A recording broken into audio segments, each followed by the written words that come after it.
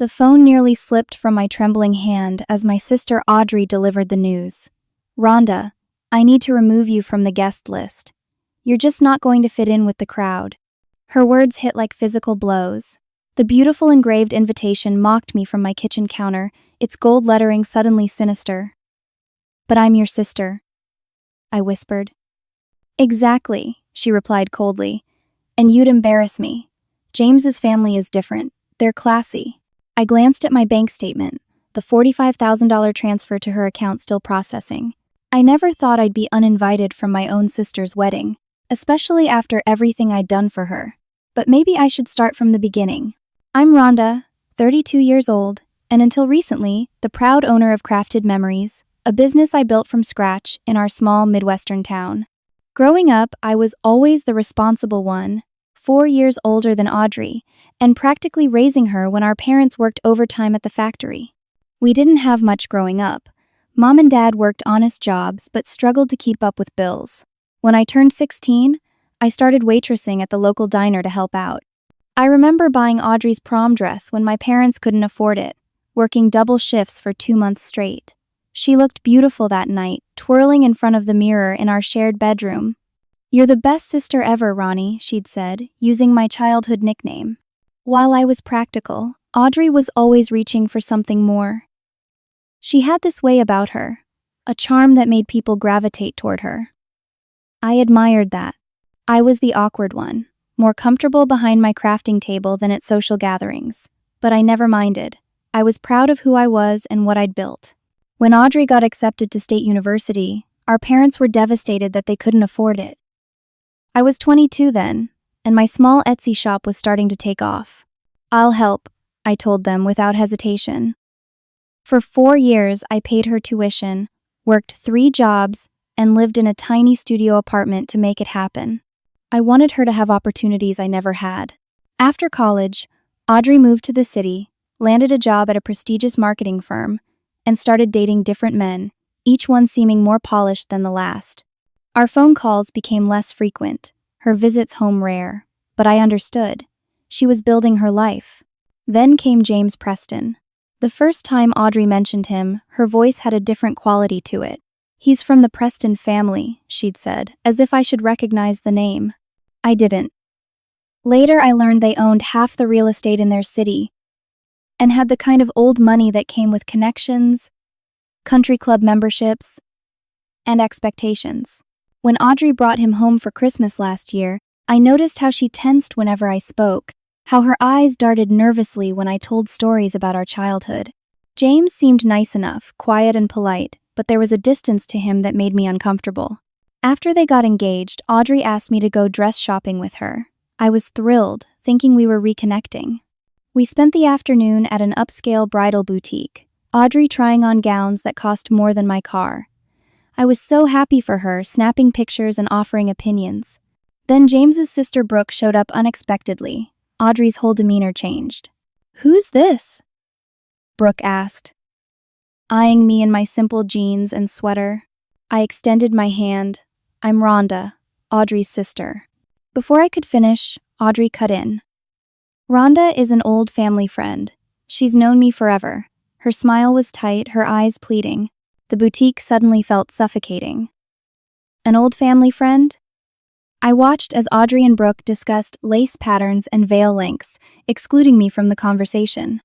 When I reached for a dress to suggest, Audrey flinched, as if my touch might somehow contaminate it. "Maybe something less rustic," she said, taking it from my hands and returning it to the rack. I stood there, frozen in place, as the realization washed over me. My sister was embarrassed by me. The saleswoman gave me a pitying look as I excused myself to the restroom, where I splashed cold water on my face and tried to convince myself I was overreacting. But deep down, I knew. Something had shifted, and the sister who once thanked me for her prom dress now saw me as someone to hide. 2 months before the wedding, I received a frantic call from Audrey at nearly midnight. "Everything's falling apart," she sobbed into the phone. "The Prestons were supposed to pay for most of the wedding, but they're only covering the venue. I need $40,000 more for everything else, or I'll have to cancel half the plans." I sat up in bed, immediately concerned. That's a lot of money, Audrey. I know, she cried. But James is their only son. And this needs to be perfect. His cousins all had huge weddings. If ours looks cheap, I'll never live it down. I hesitated, thinking about the offer I'd recently received from a retail chain wanting to buy my business. I'd been considering it but hadn't decided. The money would set me up nicely for a new venture, maybe the storefront I'd always dreamed of. Let me see what I can do, I told her, already knowing what my decision would be.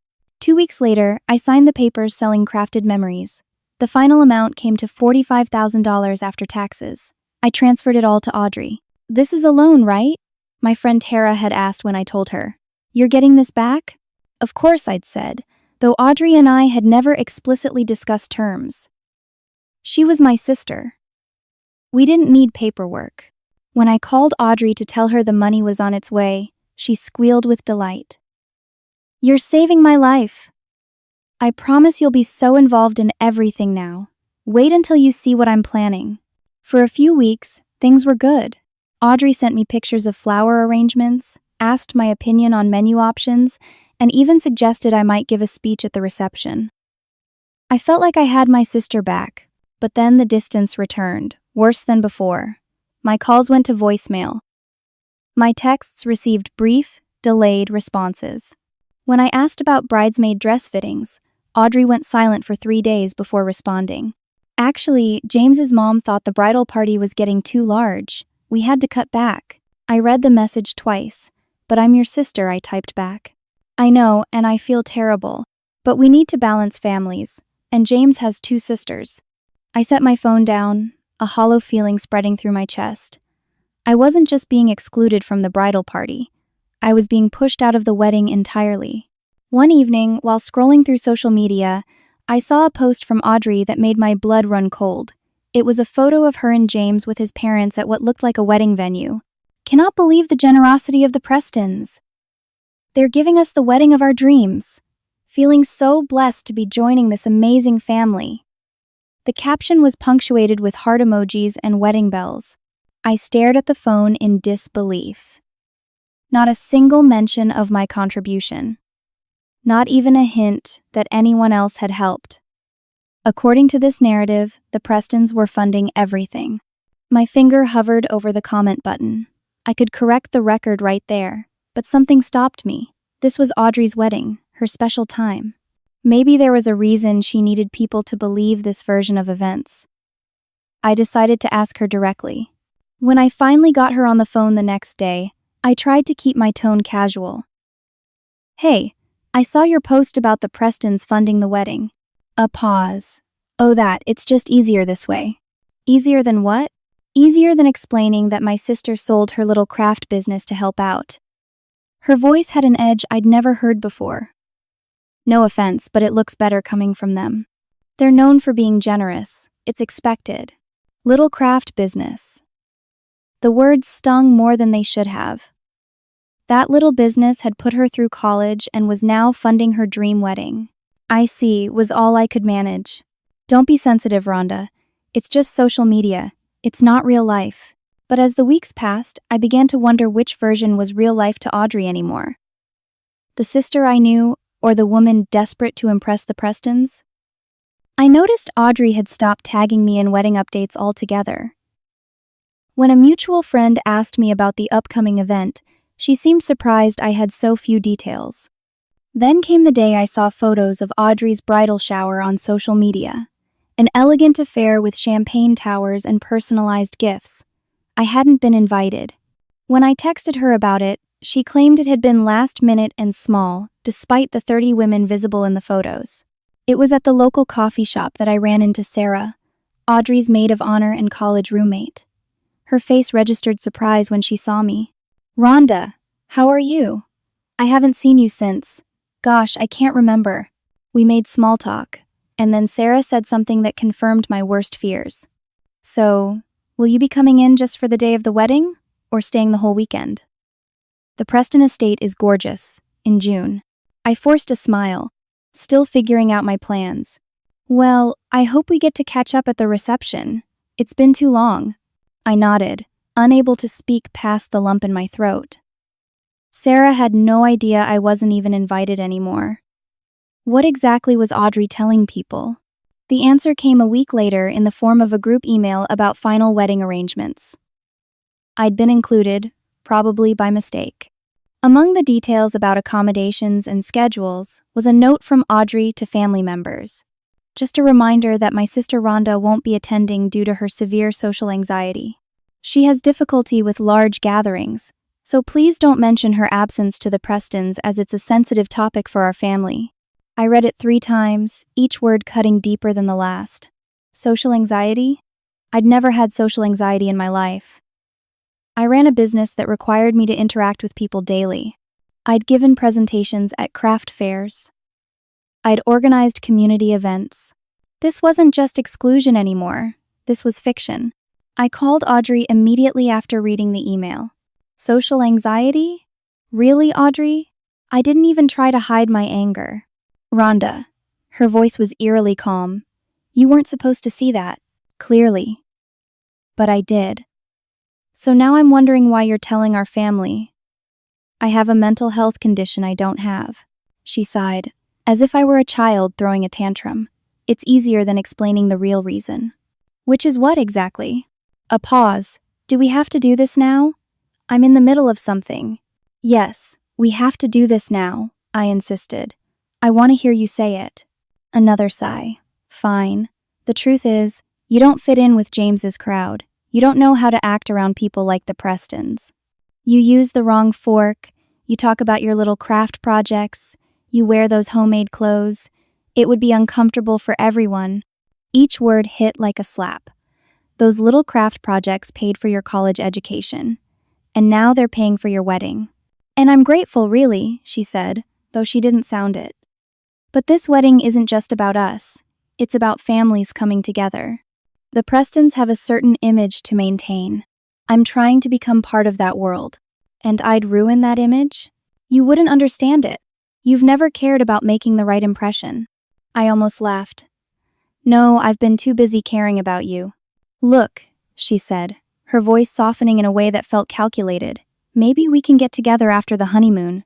Just us. We can talk about all this then. It was a dismissal, wrapped in a false promise. I knew we wouldn't be getting together after the honeymoon. The divide between us had grown too wide. Sure, I said flatly. Enjoy your wedding. I hung up and immediately called Tara, who came over with ice cream and a sympathetic ear. She's lost her mind, Tara declared after I recounted the conversation. You know that, right? This isn't normal behavior. I nodded, pushing the melting ice cream around in my bowl. I just don't understand how we got here. She used to be different. People change when they think they're trading up, Tara said. I've seen it before, but usually not with siblings. I don't even care about the money anymore, I admitted. I just want my sister back. The sister you're describing wouldn't have taken your money in the first place, Tara pointed out, at least not without planning to pay you back. She was right, and it hurt to acknowledge it. The Audrey I knew would have been grateful, would have insisted on repayment, would have proudly told everyone how her big sister had helped make her dreams come true. That night, I couldn't sleep. I kept replaying our childhood, searching for signs I'd missed. Had Audrey always been ashamed of me? Had she always been looking for a way out of our shared background? The next morning, I called our cousin Ashley, who I knew was still invited to the wedding. I'm sorry to dump this on you, I said after explaining the situation. But I need to understand what's going on. Has Audrey said anything to you about me? Ashley hesitated. Honestly, I've been meaning to call you.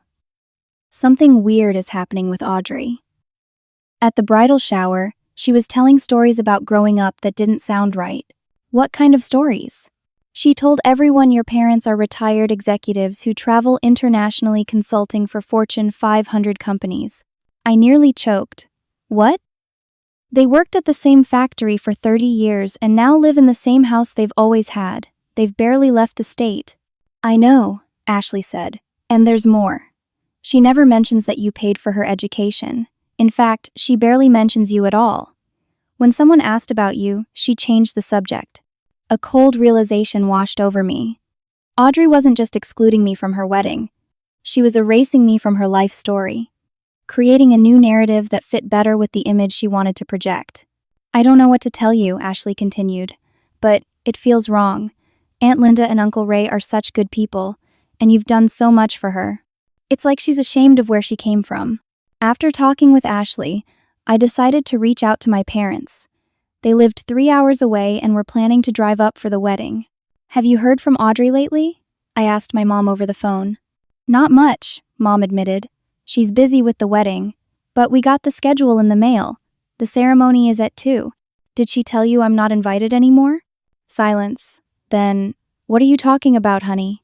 I explained everything as gently as I could, though there was no gentle way to tell parents their daughter was ashamed of them. That can't be right, Dad said, having picked up the extension. There must be some misunderstanding. No misunderstanding, Dad. She said it very clearly. Mom was quietly crying now. But why would she do this? We always gave her everything we could. I know, Mom, you were great parents. I paused, wondering how much to share. According to Ashley, Audrey's been telling people you're retired executives who travel internationally. The painful silence that followed said everything. We'll talk to her, Dad finally said, his voice tight with hurt. This isn't right. No, I said firmly. Please don't. It's her wedding. Let her have it the way she wants it. But Rhonda, you paid for it, Mom protested. It's okay, really. I'll figure out how to handle this. After hanging up, I sat on my couch for a long time, staring at nothing. The pain of betrayal was giving way to something else. Anger. Pure, righteous anger. Not just for myself, but for my parents, who deserved better than to be fictionalized into people they weren't. I thought about the $45,000 sitting in Audrey's account. Money that represented years of my hard work. Money I'd given freely out of love. Money she'd accepted while apparently despising everything about me and where we came from. For the first time, I allowed myself to consider a thought that had been hovering at the edges of my mind. Maybe Audrey needed to face consequences for her actions. Just as this thought crystallized, my phone rang. It was an unknown number. Hello? Is this Rhonda? A man's voice, vaguely familiar. Yes. Who's this? It's James, Audrey's fiancé. I got your number from your parents. Do you have a minute to talk? My heart hammered as I gripped the phone. Of course. Great. I'm actually at Pearl's Coffee downtown. Any chance you could meet me here? There are some things I'd like to discuss about the wedding. Pearl's was only 10 minutes from my apartment. I'll be there in 15. My mind raced as I drove. Did James know what Audrey had done? Was he part of it? I'd only met him a handful of times, and while he'd always been polite, there had been a reserve to him that made it hard to know what he was thinking. I spotted him immediately at a corner table, tall with dark hair, wearing a button-down shirt and khakis, casual but still looking like old money. Thanks for coming, he said, standing to greet me. I ordered you a latte. Audrey mentioned it's your usual. The fact that he knew this small detail about me was oddly touching. I sat across from him, noting the genuine smile that didn't match my image of a man who'd want his fiancée's sister banned from their wedding. So I began cautiously. You wanted to talk about the wedding? He nodded. I noticed you weren't at the rehearsal dinner last night. Audrey said you weren't feeling well, but I wanted to check in personally. Everything okay? The rehearsal dinner? Of course, I hadn't been invited to that either. I stared at him, trying to process the information. Either James was an incredibly good actor, or he had no idea what Audrey had done. James, I said carefully.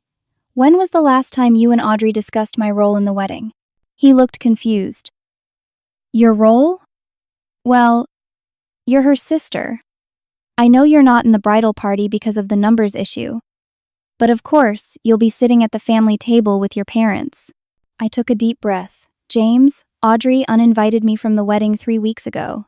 His face went blank with shock. What? She called and told me I was socially unfit to attend, that I would embarrass her in front of your family. He shook his head. That can't be right.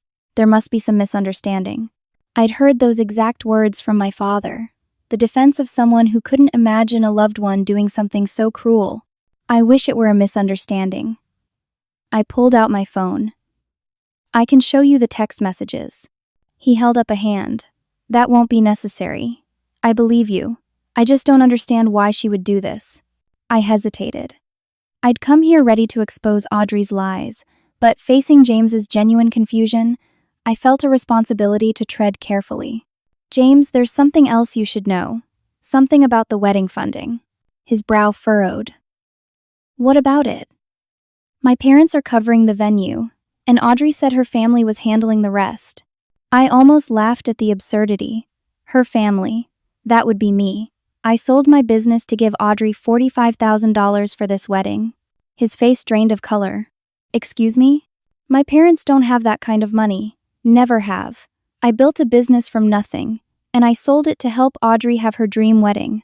James ran a hand through his hair, visibly distressed. This doesn't make sense.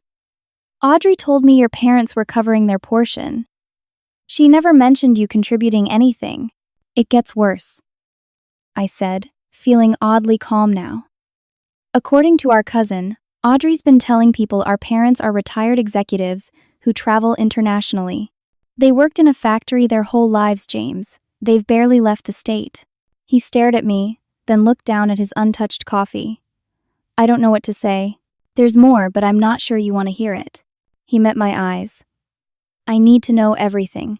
So I told him. About the social anxiety lie. About being introduced as an old family friend. About the post giving his parents credit for the entire wedding. About everything Audrey had done to erase her real background and create a fiction she thought would impress his family. When I finished, James was silent for a long time. Finally, he spoke. I'm calling off the wedding. The words hit me like a thunderbolt. What? No, James, that's not what I wanted. I didn't come here to destroy your relationship. You didn't destroy anything. Audrey did that herself. He looked devastated. I don't even know who I've been engaged to. The woman you're describing isn't the person I thought I loved. A wave of guilt washed over me. Maybe I shouldn't have said anything. No, his voice was firm. You absolutely should have. I deserved to know who I was marrying. And for what it's worth, my family would have been horrified by this behavior.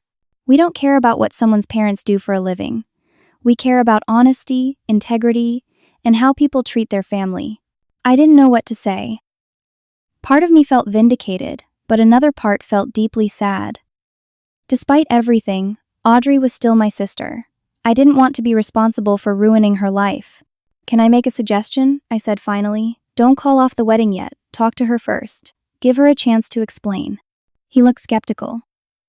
What could possibly explain this? I don't know. But you loved her for a reason. Maybe there's more to the story than I understand. James considered this, then nodded slowly. You're being incredibly generous, considering what she's done to you. I shrugged. She's still my sister.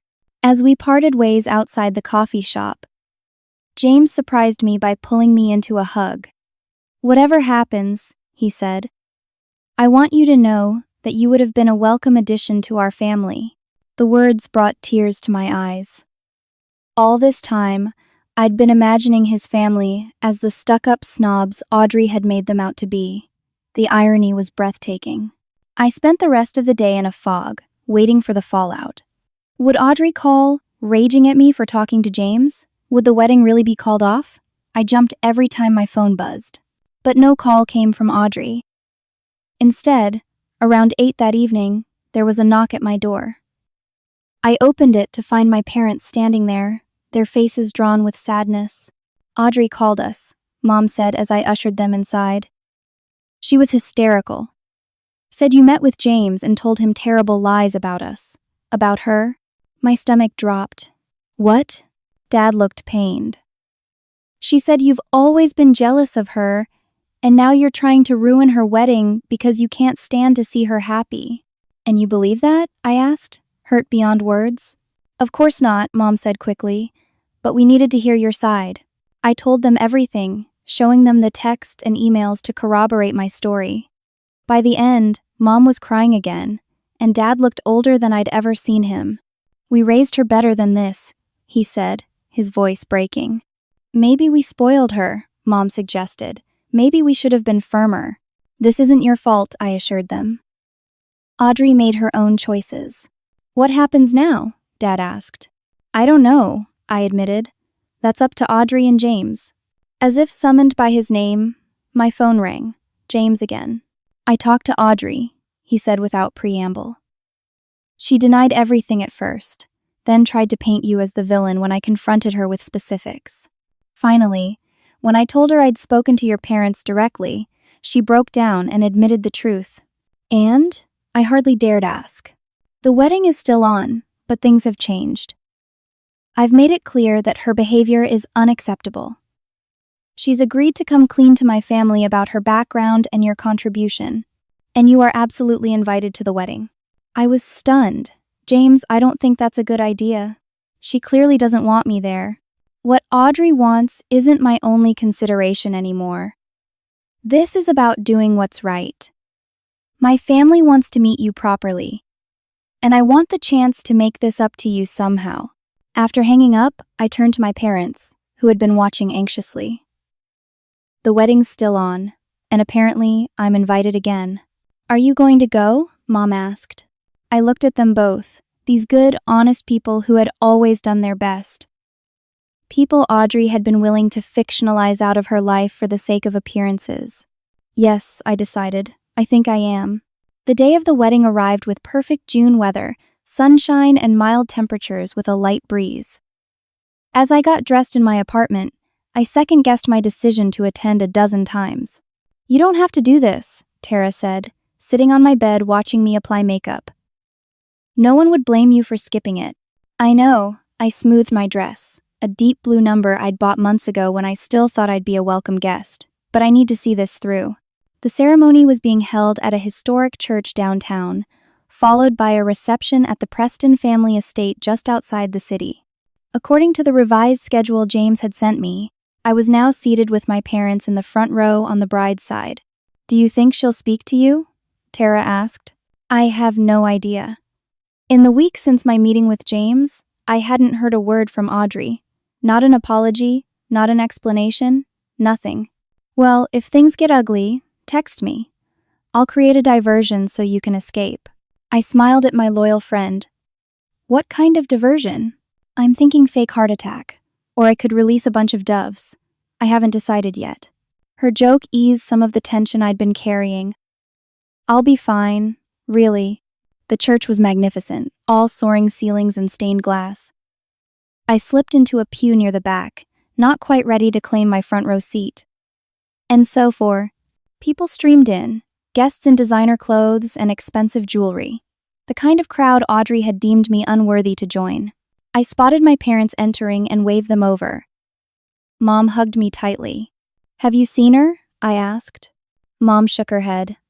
Not yet. We're supposed to go to the bride's room before the ceremony starts. Go, I encouraged them. I'll be fine here.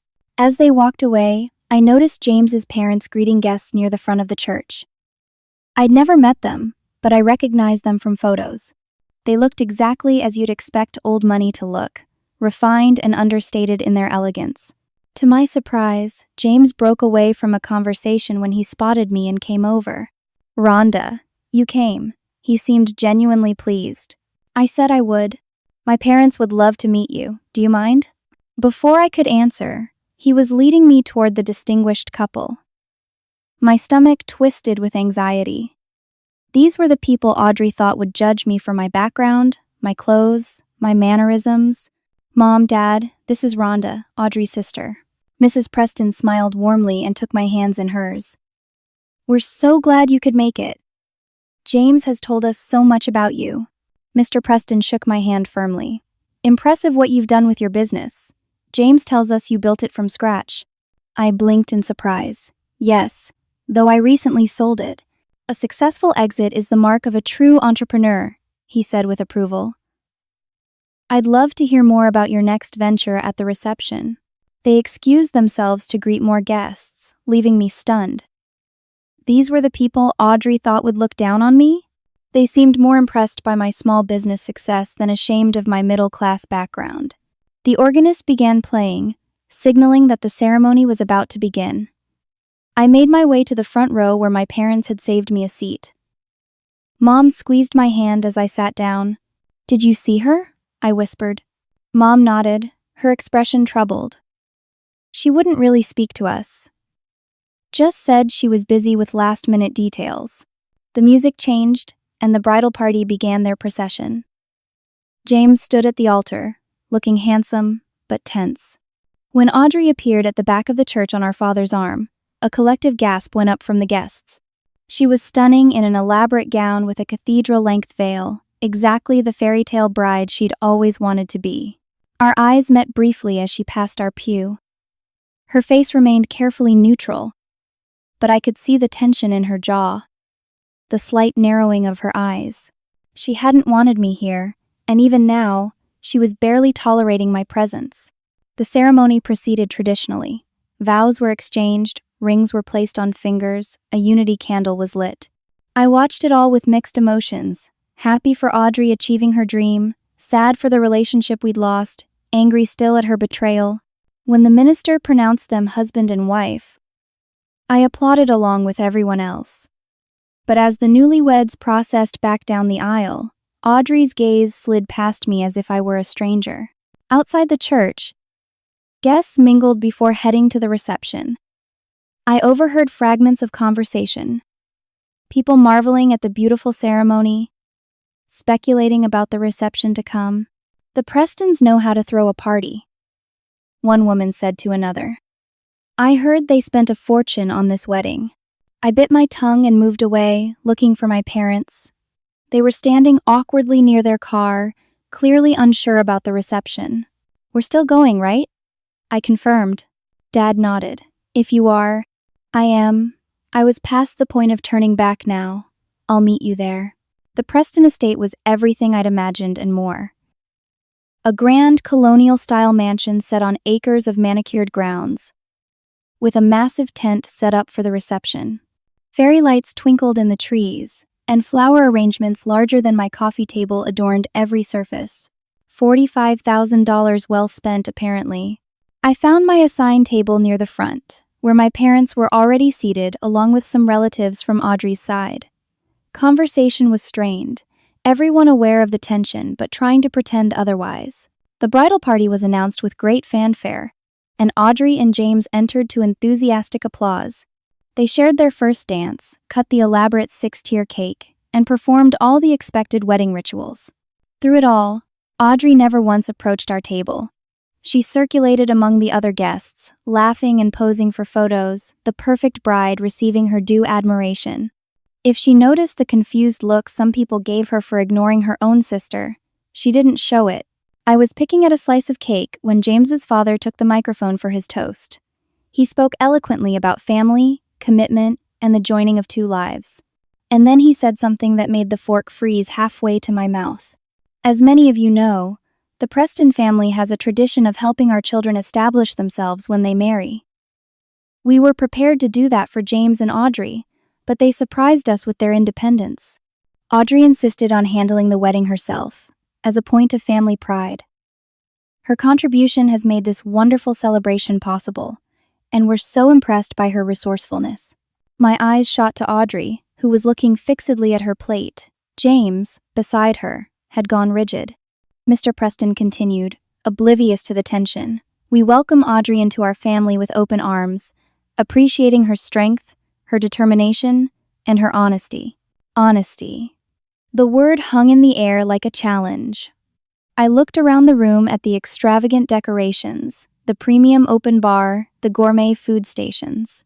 All paid for with my money, all credited to Audrey's resourcefulness. Something in me snapped. Before I could reconsider, I was on my feet, champagne glass in hand, moving toward the head table. James saw me coming and his eyes widened. He nudged Audrey, who looked up just as I reached them. Rhonda, she hissed. What are you doing? I'd like to make a toast, I said, my voice steadier than I felt. Now isn't the time, she whispered frantically. It's exactly the time. I turned to face the room, tapping my glass with a spoon to get everyone's attention. The room quieted, all eyes turning to me. I took a deep breath. For those who don't know me, I'm Rhonda, Audrey's sister. I felt rather than saw Audrey tense beside me. The room was silent now, hundreds of eyes fixed on me, curious about what the sister who had been invisible until this moment might have to say. First, I want to thank the Prestons for welcoming our family so warmly today. I nodded toward James's parents, who smiled encouragingly.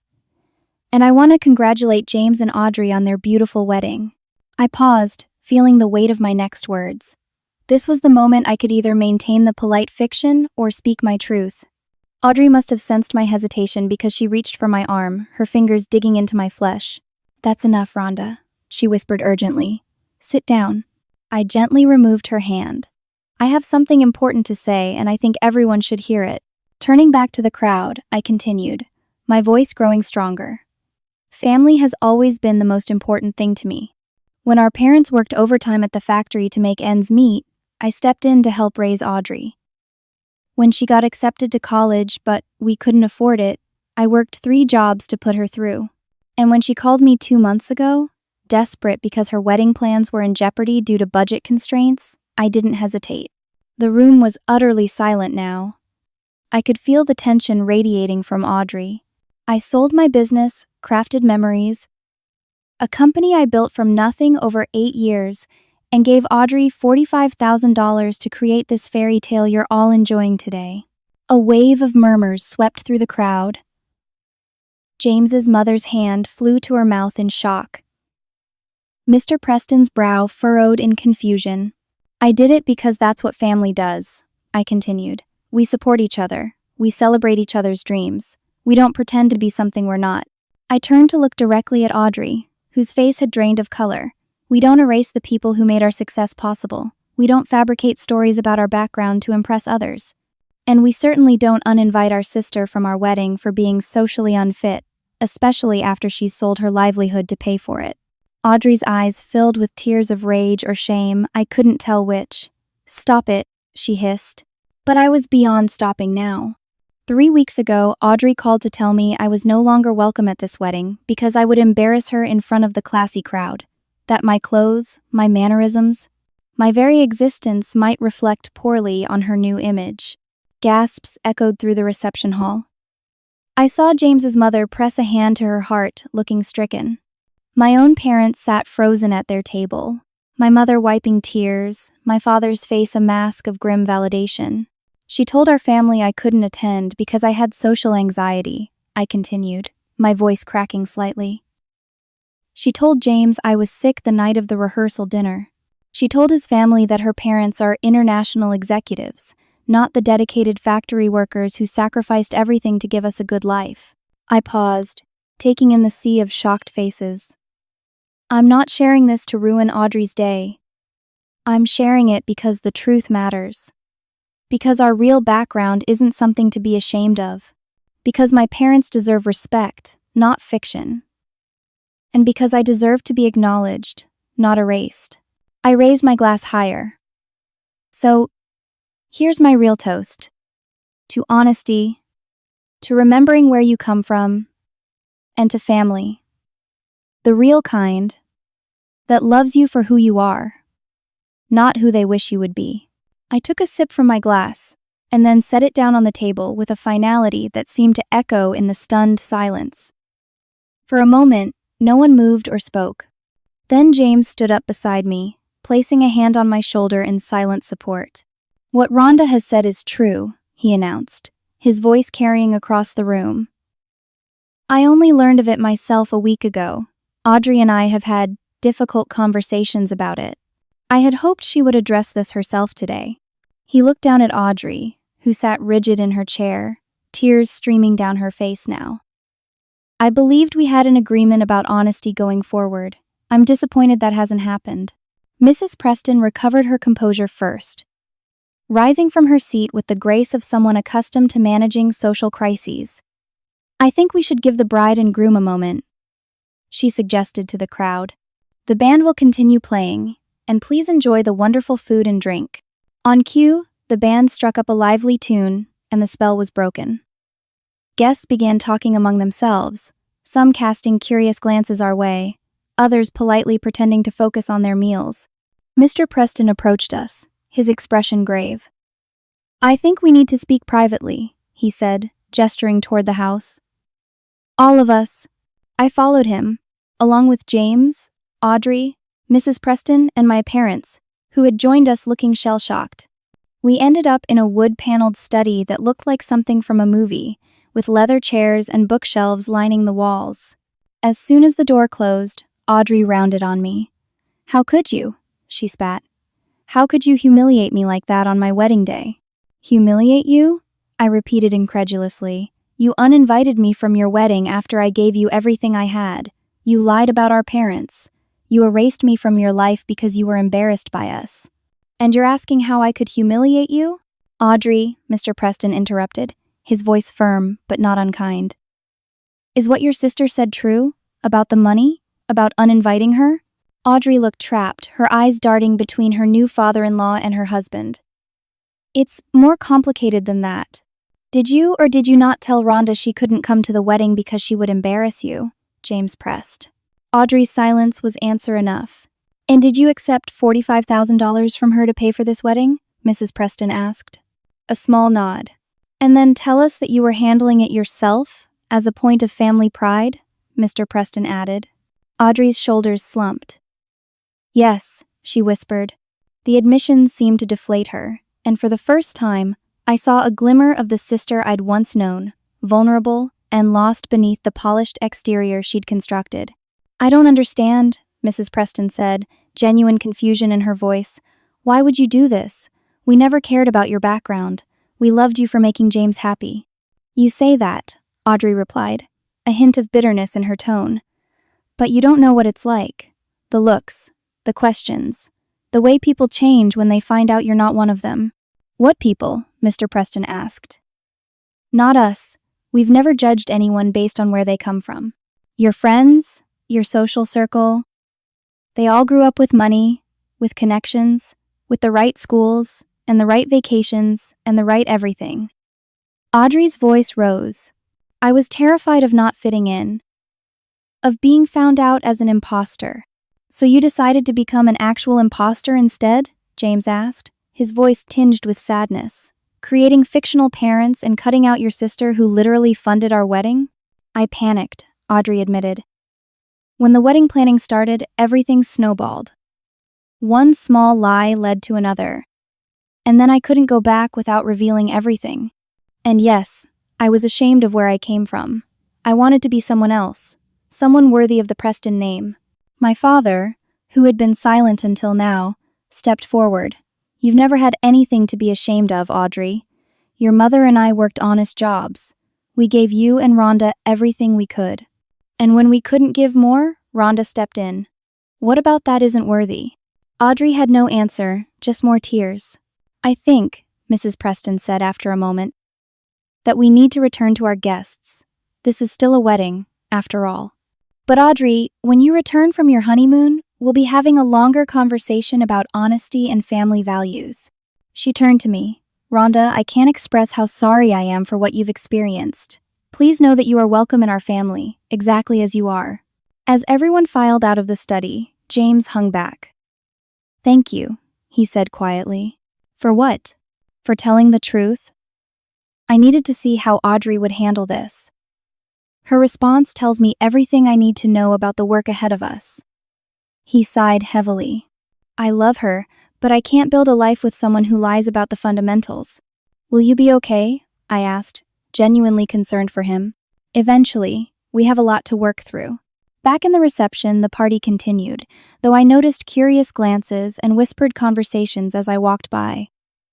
I returned to my table, where Tara had arrived and saved me a seat. "So," she said, "I leave you alone for an hour and you blow up a wedding. Impressive." "I didn't blow it up," I protested. "I just clarified some facts." "Uh-huh." From the look on the bride's face, those were some nuclear facts. I watched as Audrey moved mechanically through the reception rituals, her smile fixed and brittle. Despite everything, I felt a pang of sadness for her. She'd gotten what she wanted, marriage into a wealthy family, but at what cost? Later, as the evening wound down, I was gathering my things to leave when Audrey approached me. We hadn't spoken since the confrontation in the study. "Congratulations," I said stiffly. "It was a beautiful wedding." She nodded, not meeting my eyes. "I'm sorry," she said. So quietly I almost missed it. Not for everything, not yet, but for uninviting you. That was cruel. It wasn't much, but it was something. Yes, it was. I don't expect you to forgive me right away. Good, because I won't. She flinched but nodded again. I understand, but I want you to know that I'm going to work on things. With James. With therapy, probably. I don't like the person I became. I didn't like her either, I said honestly. I missed my sister. For a brief moment, our eyes met, and I saw genuine regret in hers. I'll pay you back. Every cent. James and I talked about it. It was never about the money, Audrey. I know, but it's a start. As she turned to go, I called after her. For what it's worth, you never needed to pretend to be someone else. You were always enough just as you were. She didn't respond, but I saw her shoulders shake slightly as she walked away. 1 year later, I sat in my new shop, Crafted Memories Reborn, arranging a display of handmade jewelry. After selling my original business, I'd taken some time to regroup, then started again with a fresh concept and renewed passion. The bell above the door jingled, and I looked up to see Tara entering with coffee cups in hand. Thought you could use this, she said, placing one on the counter. You've been working nonstop since 7. Thanks. I gratefully accepted the caffeine boost, just trying to get everything perfect for the grand opening tomorrow. It already looks amazing.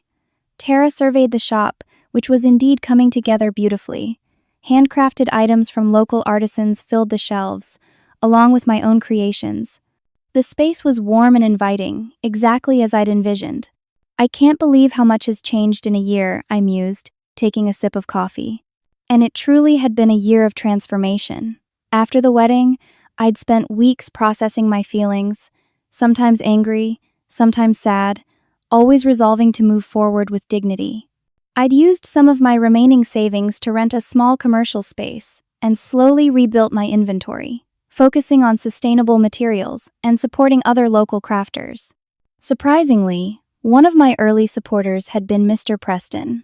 True to his word at the wedding reception, he'd been interested in my business plans. When I'd hesitantly shared my vision for a new shop that would showcase not just my work but that of other local artisans, he'd offered advice and eventually a small investment as a silent partner. Have you heard from Audrey lately? Tara asked, interrupting my thoughts. Actually, yes. She called yesterday to confirm she's coming to the opening. Tara raised her eyebrows. Really? That's progress. I nodded. It is. The journey with Audrey hadn't been smooth or easy. After returning from their honeymoon, she and James had entered couples counseling. Audrey had individually started therapy as well, working through what she later described as toxic shame about her background. For months, our interactions had been awkward and stilted, full of unspoken tensions and lingering resentments. But slowly, painfully, we began rebuilding our relationship. Audrey had made good on her promise to repay me, transferring a portion of her salary each month until the entire $45,000 was returned. More importantly, she'd begun the harder work of honesty and reconciliation. 6 months after the wedding, she'd invited our parents to dinner at her and James's home, where she'd tearfully apologized for her lies and the shame she'd projected onto them. Dad had forgiven her immediately. Mom had taken longer, but eventually embraced her younger daughter with the unconditional love that had always characterized her. So she and James are okay? Tara asked, picking up a ceramic mug to examine it. Better than okay, I think. Working through the wedding drama actually forced them to develop better communication. James says they're stronger for it. I'd developed my own unexpected friendship with James and his family over the past year. The Prestons had turned out to be exactly as James had described them the day of our coffee shop meeting. People who valued honesty and character over appearances. Mrs. Preston had become a regular visitor to my farmer's market booth during the months I was rebuilding. And Mr. Preston occasionally called to check on his investment and offer business advice. The bell jingled again, and my parents walked in, bringing a large arrangement of flowers. For your grand opening, Mom said, placing them on the counter and giving me a hug. We're so proud of you, honey. The place looks fantastic, Dad added, looking around appreciatively. Even better than your first shop. That's because I know what I'm doing this time, I laughed. We chatted as I continued setting up, my parents helping arrange displays and Tara organizing the register area. Around noon, another visitor arrived. James, carrying a large gift bag. "Special delivery," he announced, setting it down. Audrey wanted to drop this off personally, but she got called into an emergency meeting. She'll definitely be here tomorrow, though. I peeked into the bag and found a beautiful handcrafted sign reading "Crafted with Love" and a card. The sign was obviously expensive and tasteful. Exactly the kind of thing that would appeal to Audrey's aesthetic. But when I opened the card, what touched me more were the words inside, written in my sister's familiar handwriting, "To new beginnings built on truth. So proud of you. Love, Audrey." Simple words, but meaningful coming from her. She worked with a local woodworker to design it, James explained. Spent weeks getting it just right. The old Audrey would have bought something flashy from a high-end store. This thoughtful, personalized gift represented the growth she'd undergone. "It's perfect," I said, genuinely moved. "Tell her I love it." James stayed to help us finish setting up, and as we worked, I reflected on the painful journey that had led to this moment. The wedding that had nearly destroyed my relationship with my sister had ultimately forced both of us to grow in ways we might not have otherwise. For Audrey, it had meant confronting her shame and insecurity, learning that authenticity was more valuable than appearance. For me, it had meant finding the courage to stand up for myself, to value my own worth even when others didn't. The grand opening the next day exceeded all my expectations. Customers streamed in continuously. Many of them followers from my original business who'd been waiting for my return. Local artisans whose work I featured came to support me, along with friends and even a few of James's family members. Midway through the afternoon, Audrey arrived. She looked different than she had a year ago, less polished somehow, but more genuine. Her hair was in a simple ponytail, and she wore minimal makeup. The designer clothes were gone, replaced by a simple blouse and jeans. But the most notable change was in her eyes, clear and direct now, not darting around seeking approval. "This is incredible, Rhonda," she said, looking around the shop with genuine admiration. "You've created something beautiful here." "Thank you," I replied, accepting the compliment without diminishing it. "Another change from a year ago. And thank you for the sign. It's perfect. I meant what I wrote in the card. I am proud of you. I always should have been." We shared a smile, not the forced kind that had characterized our interactions in the early days after the wedding, but something real and warm. There was still healing to be done, boundaries to be maintained, trust to be rebuilt. But in that moment, I felt something I hadn't fully experienced with my sister in years: hope. As the day wound down and the last customers left, I gathered with my parents, Tara, James, Audrey, and a few close friends for a small celebration. Champagne was poured, and my father raised his glass for a toast. To Rhonda, who has always known that true success comes not from pretending to be something you're not, but from being the very best version of who you are. To Rhonda, everyone echoed, and as I looked around at these people who valued me for exactly who I was, I felt a sense of peace wash over me. Later, as we were cleaning up, Audrey pulled me aside. "Can we talk for a minute?" We stepped outside into the cool evening air, fairy lights illuminating the small patio area behind the shop. "I've been wanting to tell you something," she said, nervously tucking a strand of hair behind her ear. "James and I are expecting a baby." "Audrey, that's wonderful news." I hugged her spontaneously, and she returned the embrace with equal warmth. "We want you to be the godmother," she continued, "if you're willing." I was touched beyond words. "Of course I am. I want our child to know their real family history," Audrey said, her voice taking on a serious tone. "The factory workers who sacrificed everything for their daughters. The sister who worked multiple jobs to put me through college. No more fiction, no more shame. I think that's the best gift you could give them," I said softly. She nodded, tears in her eyes. "I learned something important this past year. The people who truly matter don't care about where you came from or what you have. They care about who you are." "That was an expensive lesson," I observed, not unkindly. She gave a rueful laugh, in more ways than one, but worth every penny. As we rejoined the others inside, I thought about the journey we'd all taken. A year ago, I'd been devastated by my sister's rejection, hurt beyond measure by her attempt to erase me from her life. I'd stood up for myself in a way I never had before, refusing to be made invisible by someone else's shame. The truth had been painful for everyone involved, but it had also been necessary. Without it, Audrey might never have confronted the insecurities driving her behavior. Without it, I might never have fully valued my own worth.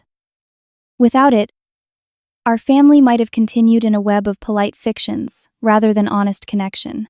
Sometimes the hardest truths lead to the most meaningful growth. Sometimes being excluded from someone else's false narrative is the first step toward writing your own authentic story. And sometimes standing up for your worth isn't just an act of self-respect, but a gift to everyone involved, even those who initially resist it. As I looked around at my new shop, my gathered loved ones, and the sister who was finding her way back to authenticity, I knew with certainty that the pain had been worth it. The wedding that was meant to exclude me had instead set me free, and in an unexpected way, had done the same for Audrey. Have you ever had to stand up for your worth, even when it meant confronting someone you love? How did you find the courage to speak your truth? I'd love to hear your stories in the comments below.